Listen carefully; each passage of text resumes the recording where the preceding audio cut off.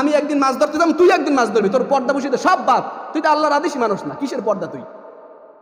আমি একদিন লঞ্চে সারা রাত, যেই মানুষগুলা লঞ্চে ওই সিট বেসে দেখছেন না, কেবিন বয় যারা থাকে সারা রাত সজাগ থাকে, কোন সময় ডাক দেয় সারে কি লাগে কেন, আবার না দিলে বকশিসটা সকালে দেবে না, ও সারা রাত ওইরকম থাকবে। সমান অধিকার চাই। যত সব আল্লাহ কয় যে তোরা ঘরের মধ্যে থাক, আর ওরা কয় মোরা রাস্তায় রাস্তায় আনু। এটি সব যদি গবেষণা করে দেখেন, চিন্তা করে দেখেন, সব নাস্তিক আর বেঈমানদের একটা চক্রান্ত, এছাড়া আর কিচ্ছুই না।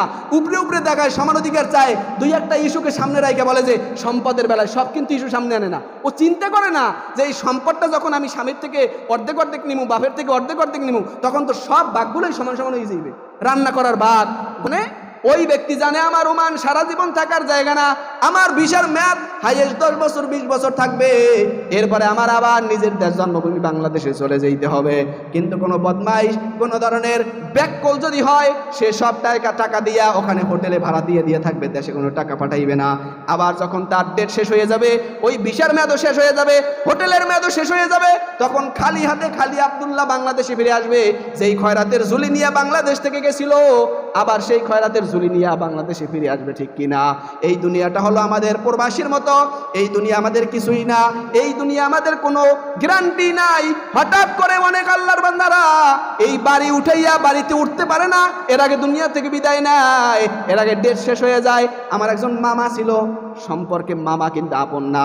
এই ঢাকা কেরানীগঞ্জে যখন পড়ছি, উনি একজন বড় উকিল আনলেন, কিন্তু অনেক টাকা পয়সা, এত টাকার মালিক, বাড়িঘর করছে, কিন্তু করোনা হয়েছে। কিসের করোনা? শ্বাসকষ্ট রোগ হয়েছে, কেউ দ্বার কাছ দিয়ে হাঁটে নাই। একটা সেলাইন বুইলা যে কেউ পানি খাওয়াবে, এই লোকটাও ছিল না। একা একা ওই লাইট সাপোর্টের ভিতরে ওই রকম মরে গেছে, আর কেউ দেখার সুযোগ নাই। ঘর বাড়ি সুন্দর করছিল, উঠবে কইরা করোনার পর, কিন্তু ওঠার কোনো সুযোগ হয় নাই। এই দুনিয়ার কোন সময় কার মৃত্যু আসবে কেউ কিন্তু জানে না, ঠিক কিনা? কারো কোনো গ্যারান্টি নাই কখন মৃত্যু এসে যায়। এই জন্য এই দুনিয়াকে সাজানোর কোনো সুযোগ নাই। মদিনার নবী বলেন, দুনিয়াতে বসে যদি কেউ 1 টাকা আল্লাহর রাস্তায় দান করে, এই 1 টাকার বরকতে জান্নাতের ভিতরে তার জন্য একটা গাছ লাগানো হয়। কোন সুবহানাল্লাহ। যদি কোনো আল্লাহর বান্দা একজন রোজাদারকে একটা খুরমা অথবা খেজুর দিয়া অথবা 1 গ্লাস পানি দিয়া ইফতার করায়, তার জন্য জান্নাতের মধ্যে একটা বাড়ি বানানো হয়। কোন সুবহানাল্লাহ। আবার কোনো বান্দা যদি 1 রাকাত নামাজ পড়ে, আল্লাহ রাব্বুল আলামিন নামাজের বরকতে তার জান্নাতটাকে সাজায় দেয়।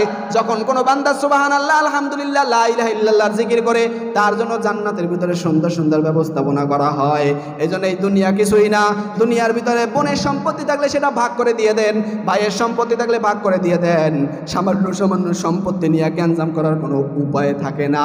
সামান্য সামান্য সম্পত্তি নিয়ে দুনিয়ার ভিতরে যদি কেউ গ্যাঞ্জাম করে, ওই বান্দা ভাইয়ের ছেলেও জানাজায় আসে না, বোনের ছেলেও জানাজায় আসে না, পরে একটা এমন গ্যাঞ্জাম সৃষ্টি হয়, সারা জীবন বংশ পরস্পরা এভাবে চলতেই থাকে, ঠিক কিনা? এই জন্য সম্পদের মায়া সব ফালাইয়া আল্লাহর মহাব্বত নিয়া, বোনের সম্পত্তি অটোমেটিক, বোন তোমার সম্পত্তি তুমি নিয়ে যাও, তুমি আমারে দিয়ে যাও না খাইয়ে যাও, যা মনে চায় তুমি তাই করো। আল্লাহ রাব্বুল আলামিন কেমন নিয়ম করছে, ছেলেরা যদি বাবার সম্পত্তি যতখানি আছে, এই পুরা সম্পত্তির 2 ভাগ পাইবে ছেলে, 1 ভাগ পাইবে মাইয়ে। কথা বলছেন? মাইয়েরা দিচ্ছে 1 ভাগ। কেন? এইটা যদি না দিত, এই দিয়েও এখন কি আন্দোলন, বাংলাদেশটা গেছে আউলইয়ে সব। মাইয়েরা কি আন্দোলন করতে, সব জায়গায় ওরা কয় আমাকে সমান অধিকার দিতে হইবে, সমান অধিকার দিতে হইবে। আহারে আল্লাহ, এই সমান অধিকার যদি আমি আল্লাহ আল্লাহ করে, আল্লাহ পাশ করে দেন সমান অধিকার।